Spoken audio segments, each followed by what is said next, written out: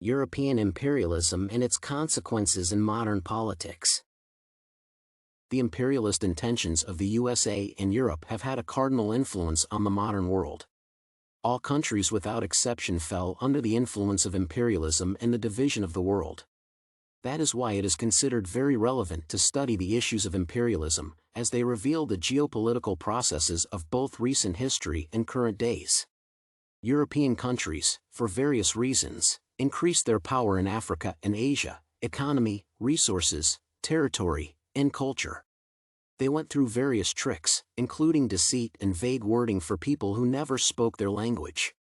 In general, motivations differed from country to country, but subsequently, there was more need not to explain this but to present justifications for aggressive actions.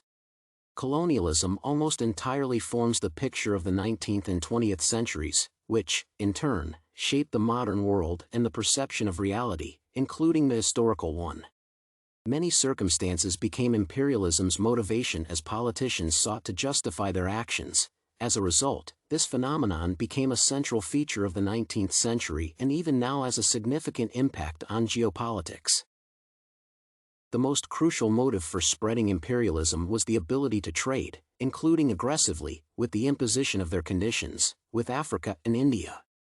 Europe was interested in resources and jumped at every opportunity to get hold of exotic materials. The second most crucial motive was the spread of European languages and culture, not for humanistic and educational reasons but for the sake of the soft power policy. It is a new term used in countries that do not try to manifest their power in foreign territories through military seizures and economic monopolization. These countries intrude gently into a foreign culture and bring their customs, clothing, and language there. Usually, in a modern context, China is associated with using a soft power policy. Another motive was the support of the fleet, which is especially noticeable in the example of the once leading maritime power, Great Britain. The mentioned motives can be reduced to one global one, the thirst for progress. This motivation eventually resulted in a developed propaganda system and advertising, where people combined imperialism with a convenient life. Justifications for the defense of imperialism were necessary if this policy was to withstand scrutiny. The central rationale for imperialism was the racist position, the division of races into superior and inferior. The cautious French sought to look less aggressive than other countries, so they actively promoted the manipulation of offers. The French do not impose trade but only offer it. Europe pretended to trade on equal terms and peacefully with India and Africa in such situations. The subsequent justification was the forced development of sea routes and stations. Europe needed the ports of Vietnam, Madagascar, and Tunisia. This justification manipulated the defenselessness of the Europeans before the laws of their countries and international law. The Europeans tried to support their position with the same imperialist philosophy of the danger of a solitary policy, which led to decline. The Europeans created movements like schoolboy scouts, the theoretical basis of which served to rationale imperialism. It compares with the Soviet system. The school movements of the young pioneers and the little Octoberists glorified the strength of the Soviet leaders. The world of the late 19th century was on the verge of an outbreak of consumption. The economic foundation of imperialism allowed this outbreak to happen. The combination of the wealth of the East and the West allowed ordinary citizens to receive an incredible variety of leisure, food, clothing, and entertainment. However, in the 19th century, religious patterns were still strong in certain countries, which also took part in the justification of imperialism. Society still does not understand with whom exactly it is trading. The nobility and the elite of Europe are often condescending towards higher ranks in Africa and India. Some of the travelers understand how to use India for economic enrichment, not in terms of purchasing fabrics but using the symbolic wealth of this country. It is how Lipton tea was created, which people still use today.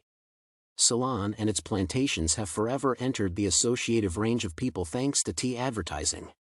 Thus, the Indian landscape, culture, and clothing became firmly established in the ordinary life of the French, British, and Germans, who were so far from understanding India.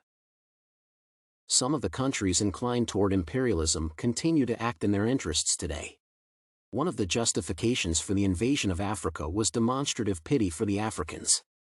If readers pay attention to caricatures and newspaper printouts, the artist's emphasis on naked and skinny bodies will become noticeable.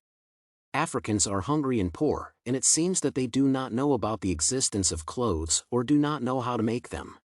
The condescending imperialist stance is still visible in U.S. policy regarding the countries of the Middle East.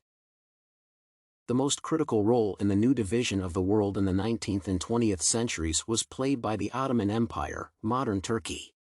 Its president, Recep Tayyip Erdogan, is known for his neoconservatism.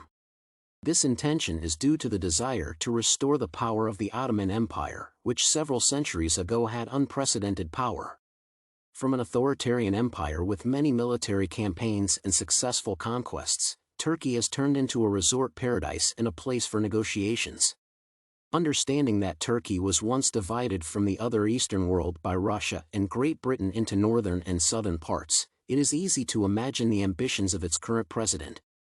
Other countries, in principle, are still under the rule of the past, whatever it may be. The geopolitical map and the balance of power laid out at the beginning of the 20th century changed heavily over the years, and each change became resonant news. The imperialism of Europe was motivated primarily by economics and a thirst for exotic riches and resources. The Europeans wanted to trade, but not on equal terms, so they cheated and imposed their priorities. Europeans also sought to spread their language and culture, gaining influence in new territories.